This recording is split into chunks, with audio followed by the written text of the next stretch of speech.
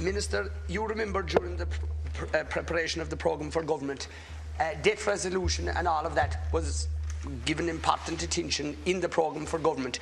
But where does that leave us with the outrageous action where army marksmen shot 5 cattle belonging to a Monaghan farmer in recent days? This was outrageous, and I'd say to the official assignee in the bankruptcy case, I won't name him because I wouldn't do that, as you know, Colin. But hard to relate this now to any piece of legislation or anything in the programme for government. And I think it's absolutely an outrageous act for our army to be used to shoot 5 cattle. Read the story, Minister. It's outrageous. It shouldn't be tolerated. It's for discussion on the topical issues today. And I'm finishing now, Councillor. The people that were involved, who ordered the people to pull the trigger, they're a disgrace. Not the people who shot the gun, but the people who gave the order. Shame on them. Absolute shame on them from this House. Right. It was a disgraceful, despicable act.